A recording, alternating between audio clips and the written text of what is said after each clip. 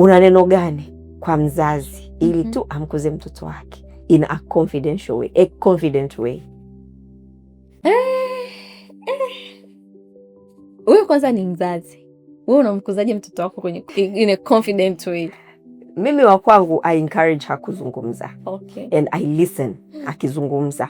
Hata kama unakuta kuna muda whatever she is saying it don't make sense.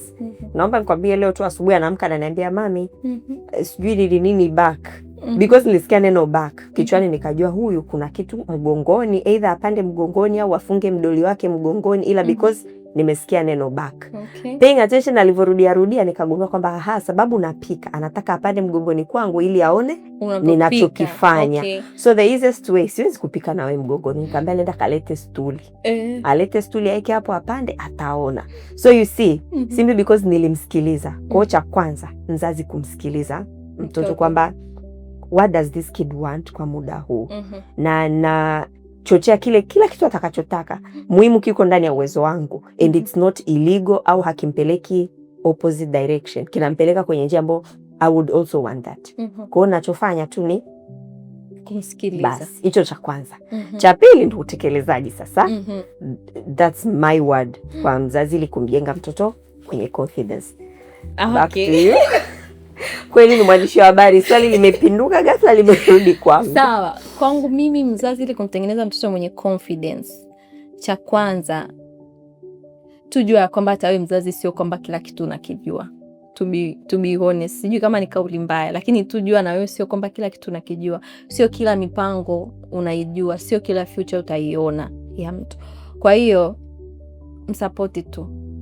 Whether ilimradi tu aende kinyume na maadili, aende kinyume na malezi ambayo wewe binafsi unayapenda, umeelewa? Lakini kama ni anatamani kutimiza ndoto fulani, wewe kama mzazi kwa hapo. Kwa sababu kuna moment pia unajua kwenye maisha unakaa hata na marafiki wanahadisia like yani mimi nyumbani hata siwezi hata kumwambia mamangu nina boyfriend, sorry. Siwezi kumwambia hata mamangu nina boyfriend, umeelewa? Alafu mimi nakaa najiuliza kweli? Mimi nyumbani siwezi hata kusema na nini.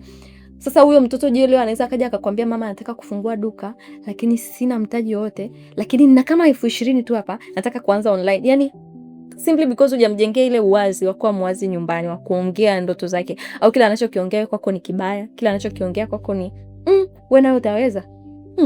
Wewe nawe hamna. Ama ndo ile mjomba wako na wewe kutamani kuwa mwimbaji, ameishia tu huko kuleo.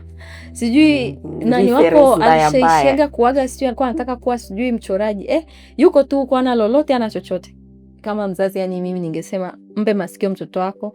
Hata kama kuna sehemu ambayo unahisi kwamba kweli sina source ya kumsupport kwa sasa hivi, msikilize tu malengo yake. Kwa sababu kuna muda ambao kweli hata na wewe unajua kwamba mimi mamangu hawezi kuwa na opportunity kwenye media, lakini mtu utaambia sasa hivi nimekosa media ya kufanya. Sasa hivi niko zangu tu. Umeelewa?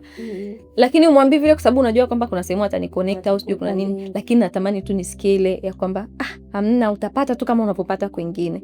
Kwa hiyo mzazi hakikisha unakuwa hapo kwa mtoto wako. Yaani hakikisha, kwa sababu pia hiyo ni moment ya ambayo unamjengea pia yeye. Kwa sababu nikirudi nyuma kuna ndoto ambazo nilikuwa nazo hazijawahi kutimia, lakini nikikumbukaga mamangu alikuwa ananisupport, then nasema hii lazima nitimize kwa sababu ananisupport to the fullest hii.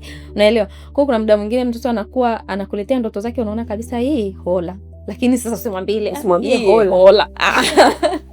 Wewe tu kuwa hapa msupport, kwa sababu saa nyingine hiyo hola saa nyingine ndio inakuja baadaye inafanya kitu afu na ukikumbuka kwamba mbona mama aliniambia hola. Mama is against me. Inakuwa inakuumiza. Kwa cha kwanza ni mzazi tu mruhusu mtoto awe wazi kwako kwenye vitu vingi sana. Sio tu career wise, lakini hata kwenye vitu vingi sana. Mpe nafasi mtoto awe wazi, lakini pia ikija kwenye career msupport, kwa sababu sio wewe, sio nani, hakuna anayejua nani ambaye ameshikilia hiyo future. Lakini pia kuna ndoto zingine unakuwa nazo, zile ndoto hazikufanyi wewe kutimiza yale malengo ulokuwa nayo, ila zinakupeleka kwenye sehemu nyingine ambayo ni nzuri, lakini kwa sababu ile ndoto. Umeelewa? Unaweza ukawa kuna ndoto ya kuwa mtangazaji ukashindwa kuwa mtangazaji, lakini kupitia ule mtangazaji mtu akakwambia wewe unaweza kuwa PR wa kampuni fulani. Simply because amekuona unaweza kuongea, una confidence, una nini. Kwa sio kila ndoto ni ile direct mtu anaiendea, ila kuna ndoto zingine ambazo zinaweza zikafanyika kama daraja kumpeleka mtu ndoto yake nyingine au ambapo amepangiwa. Kwa mpe nafasi. Lakini cha tatu muombe. Yani hata kwenye mambo ya kuhangaika kwenye kazi, kwenye nini, kuna watu wanapigana na mtu anakuambia yani mimi hapa nimefikia mwisho, ngoja tu nimpigie mama yangu aniombe. Unaelewa? Kwa mzazi muombe mtoto wako. Huku duniani kuna watu wanapigana na nguvu nyingi sana. Ukienda na za Mungu, kuna wenzako wanaenda na za huko kwao wapi huko sijui mganga huko kwao na nini. Kwa anaweza akawa kule na uwezo, unamsupport, unamuonyesha kila kitu, lakini ndio hivyo akija kwa walimwengu anakutana na Mungu, muombe. Yeah. Thank you so much. This is very interesting. Hata sitaki ishe. I really want to take more. Yeah. Lakini I know there will be more. Tutazidi kuongea, and maswala ya kuhusu mtoto ni mengi. We'll talk about each and everything concerning mtoto kuanzia sasa na hata baadaye. So for the sake of next time, Jade, we would like to invite you more and more.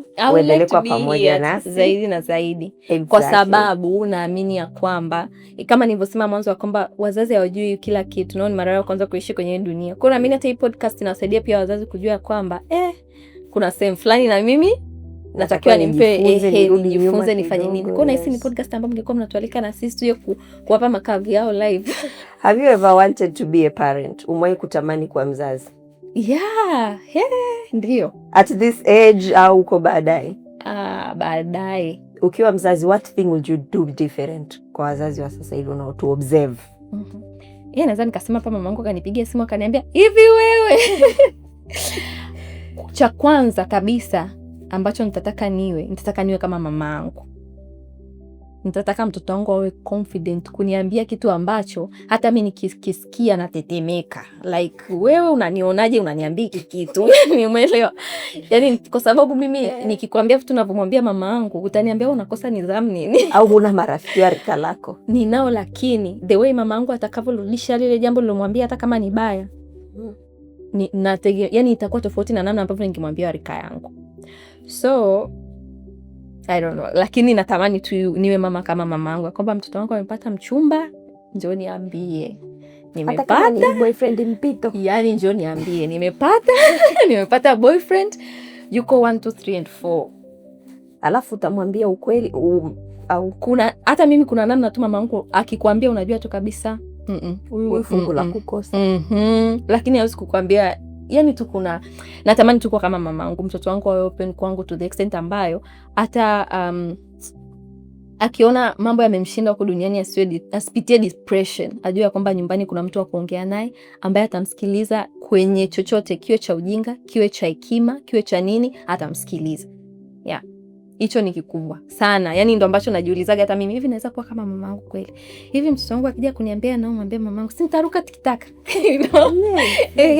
Lakini yani kitu ambacho I pray kila mtu akutane na mzazi pia kama mamangu, ya kwamba anaweza kukusikiliza hata kwenye huo ambao unahisi ya kwamba ni ujinga, lakini atakupa sikio, atakusikiliza, atakushauri, atakwambia mama, hiyo kweli sawa, lakini hapana dada.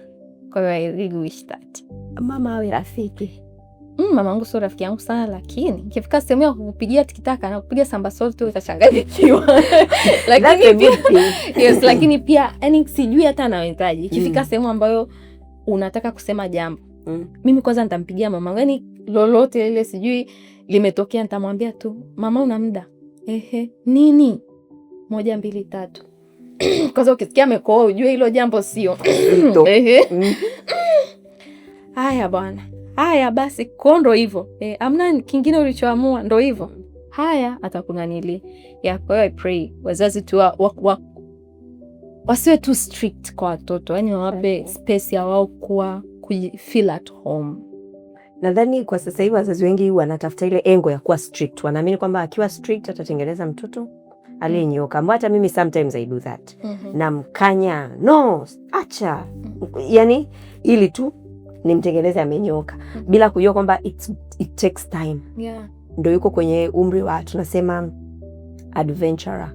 Kila kitu anataka kujaribu, kila kitu anataka hiki. So it goes with time. Sasa hivi ni mjenge confidence, kila anachotaka kujaribu ni msukume ajaribu. Unaona hapo unasema kwenye umri wa explore dunia. Sasa kwenye umri ndo anatakiwa wewe uwepo kama mzazi. Kwa sababu ukiacha kawa na ile cycle ya vijana wenzake, ndo na explore hadi napotea huko. Umeelewa? Yes. Kwa sababu wale watakuwa na mimi wananiambia, we hiyo sawa, hiyo sawa, hiyo sawa. Lakini nitakuja wewe kwako nitakwambia eti mama hivi.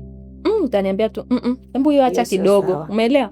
Kwa hiyo nakuwa na ule mtu ambaye wa kukupeleka kwenye upande ulio sahihi. Kwa maana hiyo kuna muda wa mzazi kuwa rafiki, muda wa mzazi kuwa mzazi, muda wa mzazi kuwa mkali, adui, muda wa mzazi kuwa adui. All that ni phases tu kwa ajili ya kumjenga mtoto.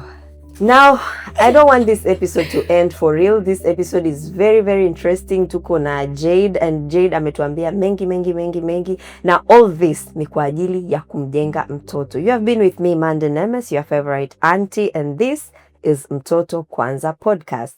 Bye-bye. Bye.